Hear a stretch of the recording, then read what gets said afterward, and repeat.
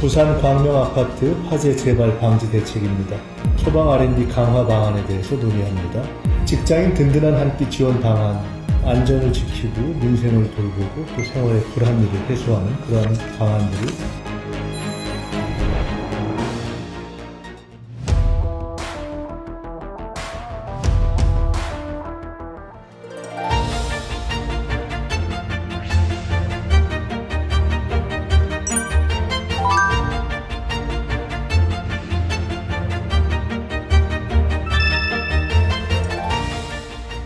네, 지금부터 제3회 국정현안 관계장관 회의를 시작하겠습니다. 벌써 새 정부가 출범하고 3달이 지났습니다. 숨가쁘게 달려온 것 같습니다. 기후재난도 있었고, 사건, 사고, 특히 이번에 이제 한미정상회담까지 정말 숨가쁘게 달려왔습니다. 이제 다시 정리하고 나아가야 될 시간인데, 여러 가지 사안들을 국민의 눈높이에서 바라보면서 풀어가야 할 그러한 자세를 또 가다듬어야 할 것 같습니다. 오늘 저희가 4건의 안건을 논의하는데요. 안전을 지키고 민생을 돌보고 또 생활의 불합리를 해소하는 그러한 방안들을 저희가 다루게 될 것 같습니다. 우선 부산 광명아파트 화재 재발 방지 대책입니다. 지난 6월 말에 부산 화재 사고가 있었고 노후화된 아파트에서 저녁 시간에 발생한 화재가 부모님 없이 자고 있던 아이의 생명을 앗아갔습니다.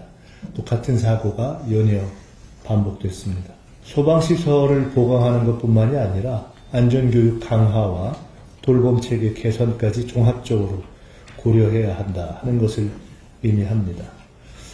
약 150만 대의 단독경보형 감지기 보급 등 시설 개선은 물론 노후 공동주택 밀집 지역의 3,000여 초등학교를 대상으로 찾아가는 화재 안전 교육을 실시하겠습니다. 야간 돌봄 공백을 해소하기 위해서 방과 후 마을 돌봄 시설 운영을 자정까지 연장하겠습니다.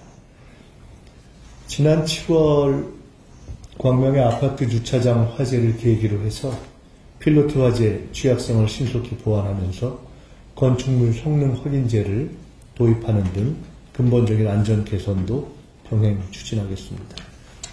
두 번째로는 소방 R&D 강화 방안에 대해서 논의합니다. 현장 대응력을 높일 수 있는 소방 역량의 강화가 절실합니다. 이미 검증된 첨단 국방 기술, 드론, 로봇, 센서 이런 기술들을 소방 현장에도 적극 이전하고 활용해야 되겠습니다. 내년 소방 R&D 예산을 전년 대비 64.9%가 증가한 503억 원 규모로 확대 편성하고 소방 R&D 5개년 계획도 수립 추진하겠습니다. 소방 현장에서의 1분 1초는 곧 국민의 생명입니다. 현장의 대응력이 확실히 달라지도록 하겠습니다. 직장인 든든한 한 끼 지원 방안도 오늘 논의 사항입니다. 외식 물가가 급격히 상승해서 특히 중소기업 근로자의 식사비 부담이 커지고 있습니다. 인구 감소 지역과 산업단지 등 식생활 여건이 취약한 지역을 중심으로 해서 근로자 식사비의 일정 부분을 정부가 지원하는 시범사업을 추진하려고 합니다.